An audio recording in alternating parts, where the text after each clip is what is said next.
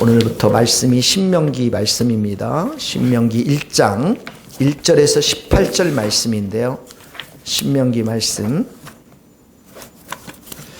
신명기 1장 1절에서 같이 한 목소리로 1절에서부터 18절 말씀까지입니다.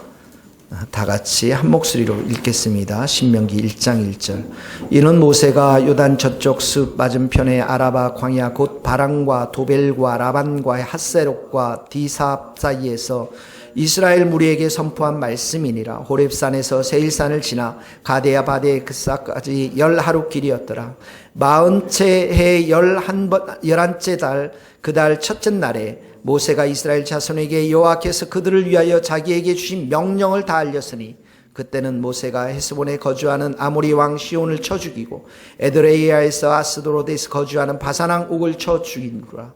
모세가 요단 저편 모압 땅에서 이 율법을 설명하기 시작하였더라. 일렀으되 우리 하나님 여호와께서 호렙산에서 우리에게 말씀하여 이르시기를 너희가 이 산에 거주한 지 오래니 방향을 돌려 행진하여 아모리 족속의 산지로 가고 그 근방 곳곳으로 가고 아라바와 산지와 평지와 네겝과 해변과 가나안 족속의 땅과 레바논과 큰 강 유브라데까지 가라. 내가 너희 조상 아브라함과 이삭과 야곱에게 맹세하여 그들과 그들에게 후손에게 주리라 한 땅이 너희 앞에 있으니 들어가서 그 땅을 차지할지니라.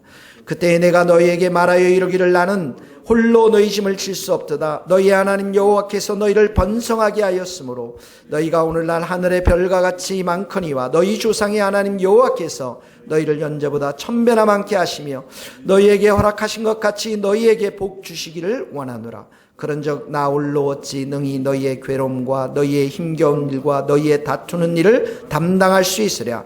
너희의 각 지파에서 지혜와 지식이 있는 인정받는 자들을 택하라. 내가 그들을 세워 너희 수령을 삼으리라.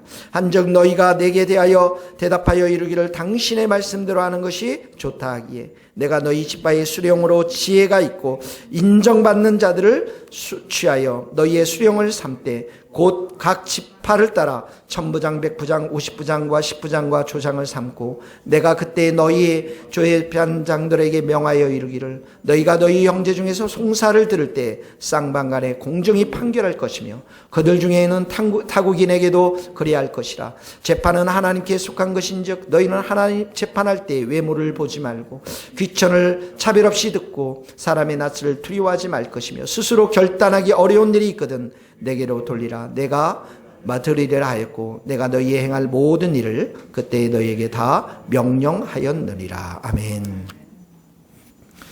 이 신명기는 책 전체가 율법 조항이 정리되어 있어요. 구약의 율법 조항이. 그러니까 율법을 생활화하면서 하나님과 동행하는 삶을 가르치고 있는 것이죠. 그러니까 이스라엘 백성들은 율법에 불순종했잖아요. 그러니까 이 말씀 속에는 신명기 안에는 목이 굳은 이스라엘에 대해서도 언급하고 있고 그리고 순종해야만 된다라는 것들에 대해서 강조하고 있고 예배가 중요한 것을 가르치고 있습니다. 그래서 1장에서 4장까지 과거의 구원을 회고하고 있고요. 4장에서 12장까지는 율법에 대한 기본 자세에 대해서 배울 텐데 이 12장까지가 바로 10월 달까지 우리가 공부를 하는 것입니다. 먼저 1절에서 8절까지 말씀은 뭐에 대해서 말하고 있냐면 순종에 대해서 말하고 있어요. 1절에서 8절. 자, 3절에 보면 40채 해 11채 달 그 달 첫째 날 이것은 40년 11월 1일을 말하는 거예요. 그러니까 출애굽하고 나서 광야에서 40년 동안 있었잖아요. 40년 동안 훈련받고 그 40년 해 11월 1일에 3절에 모세가 이스라엘 자손에게 여호와께서 그들을 위하여 자기의 주신 명령을 다 알리셨다. 율법을 다 알려주셨다라는 거예요. 5절에도 보세요. 모세가 이 율법을 설명하기 시작하였더라 이렇게 나오죠. 그러면서 그 율법을 설명하기 전에 이제 40년이 다 채워졌으니까 어느 땅으로 가야 됩니까? 가나안 땅으로 가야 되겠죠. 그래서 6절에 보세요. 너희가 이 산에 호렙산에 거주한 지 오래니 7절 방향을 돌려 행진하여 뒤로 쭉 가면 가나안 족속의 땅 레바논 큰 강 유브라데까지 가라. 자, 행진하라. 7절 동그라미 치시고 가라 명령을 주셨습니다. 가나안 족속 땅까지 가라. 8절에 보세요.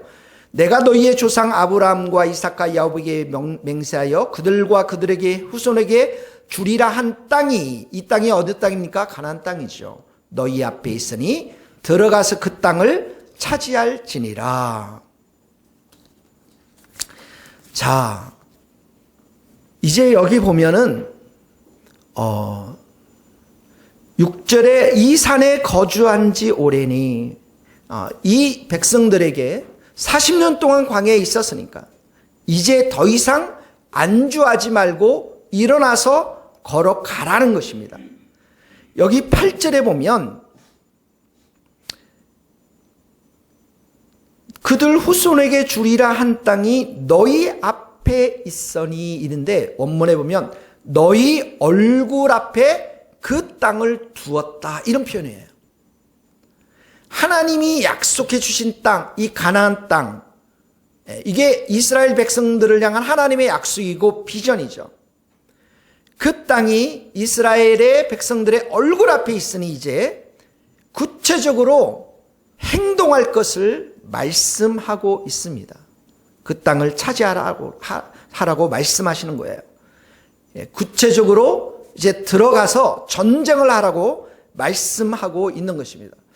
그러니까 하나님의 말씀은 아브라함, 이삭, 야곱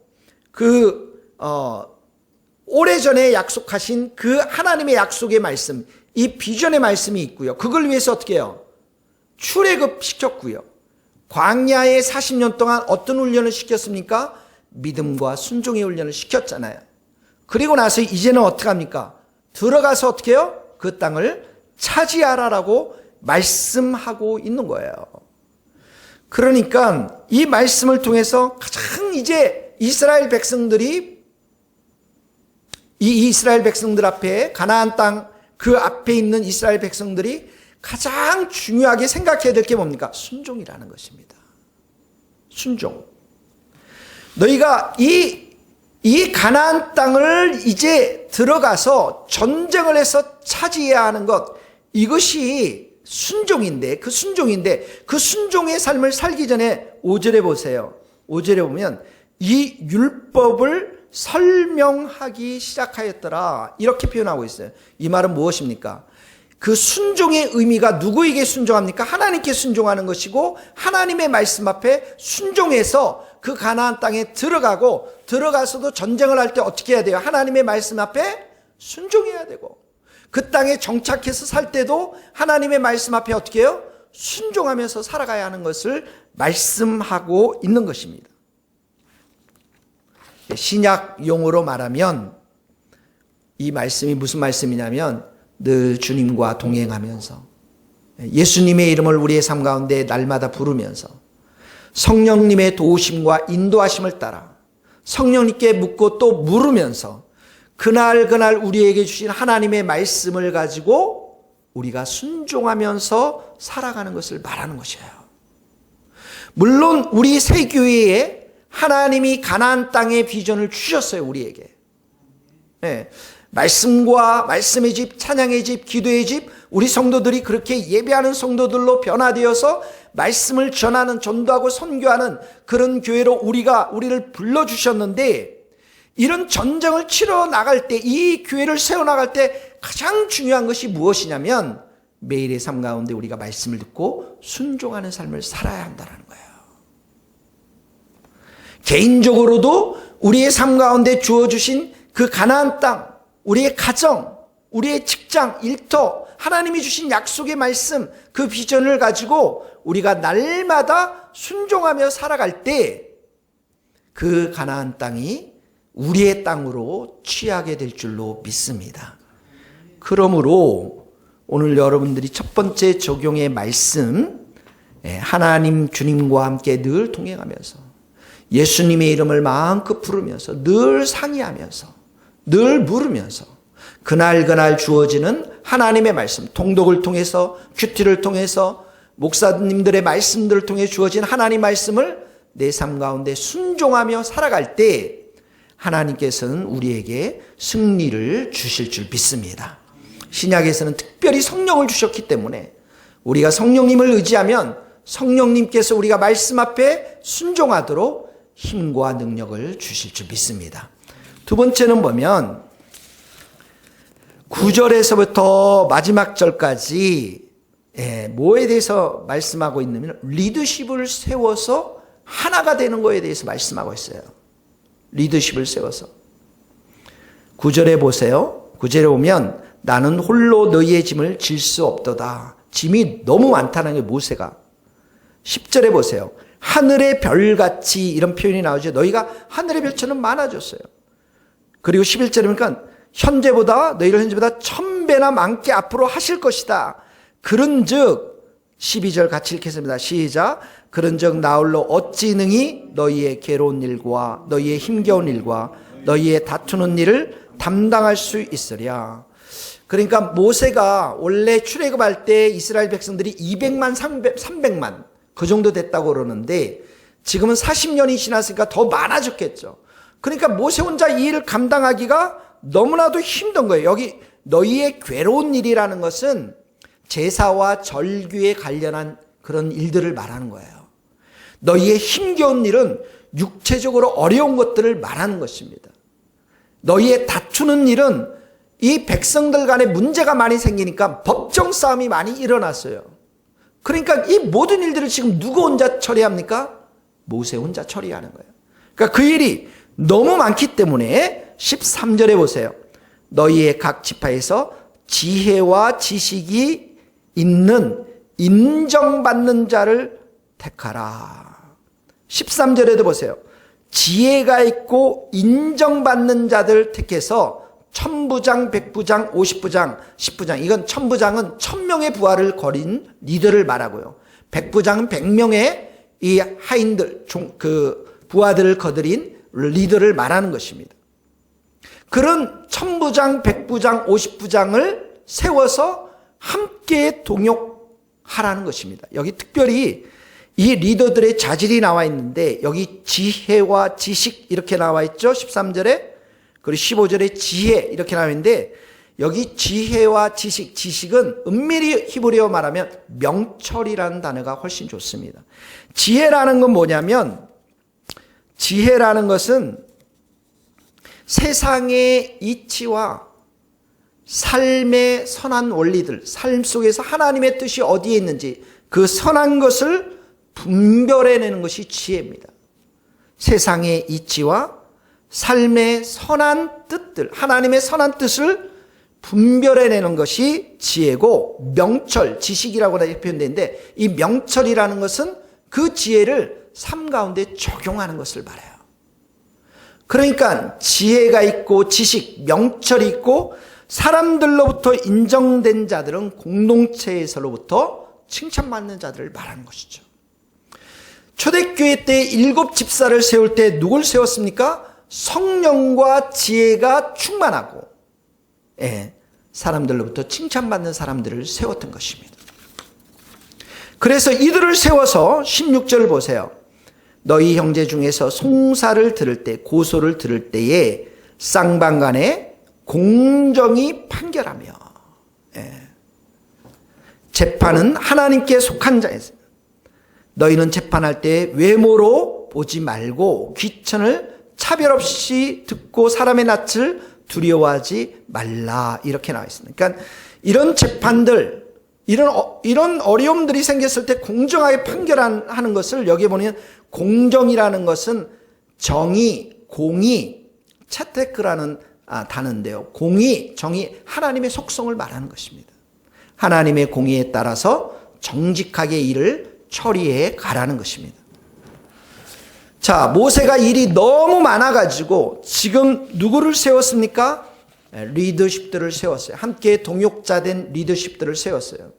근데 지금 이스라엘 백성들은 어떻게 해요?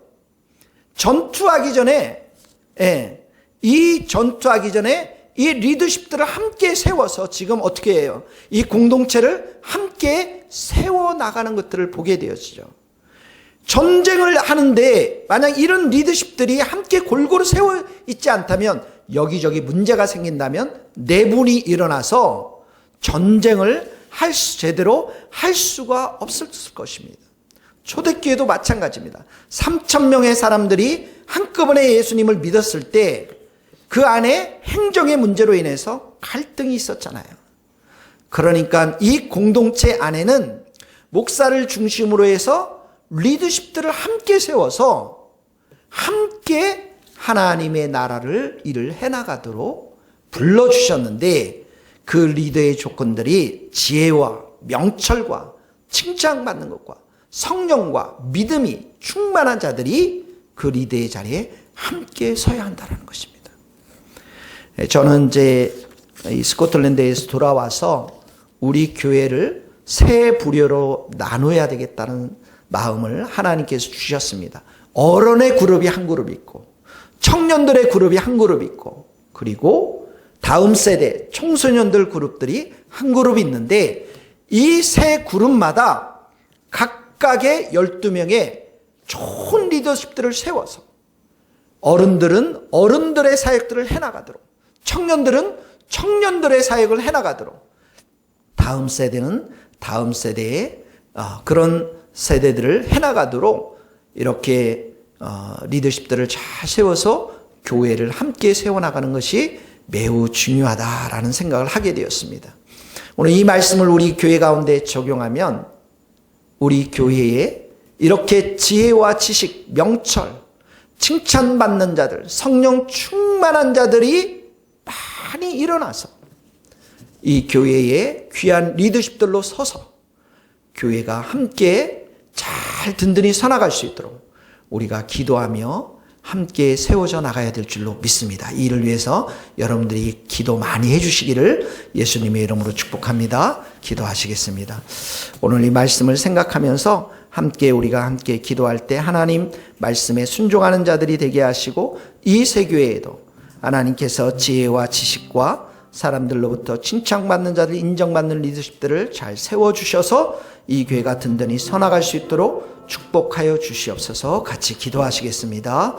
하나님 아버지 감사합니다. 우리가 늘 말씀 가운데 순복하며 하나님 아버지 우리에게 주신 하나님의 말씀을 따라 순종하며 살아가는 저희들이 될 수 있도록 은혜를 더하여 주시옵소서. 아버지 하나님, 우리 안에 있는 불순종의 마음들, 우리 안에 있는 교만한 마음들, 말씀을 듣지 않고 내 마음대로 내 식대로 살려고 하는 이 모든 악한 마음들을 용서하여 주시고 날마다 주님 앞에 겸손하게 엎드려서 은혜를 구하며 말씀 앞에 순종할 수 있도록 성령님 우리에게 힘주시고 은혜를 더하여 주시기를 원합니다. 하나님 아버지 이 교회 리더십들을 세워주시고 하나님 세 그룹마다 12명의 귀한 리더십들을 세워주시고 성령으로 충만하며 믿음으로 충만하며 하나님 지혜와 지식이 충만한 귀한 하나님 아버지 리더십들을 세워주셔서 이 교회가 든든히 세워져 나가는데 부족함이 없도록 은혜를 더하여 주시고 함께하여 주시기를 간절히 빌고 소원합니다. 하나님 아버지 말씀 앞에 늘 순종하는 삶을 살게 하시고 주님과 친밀히 동행할 수 있도록 도와주옵소서.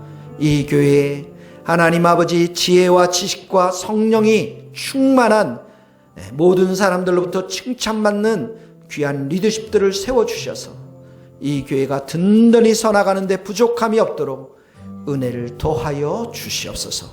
예수님의 이름으로 기도하오며 지금은 우리 주 예수 그리스도의 은혜와 하나님의 크신 사랑과 성령님의 교통하심이 우리 모든 성도들, 선교사님들, 이 나라의 민족과 북한 땅과 스코틀랜드 땅 위에 이제로부터 영원토록 함께 하시기를 간절히 축원하옵나이다. 아멘.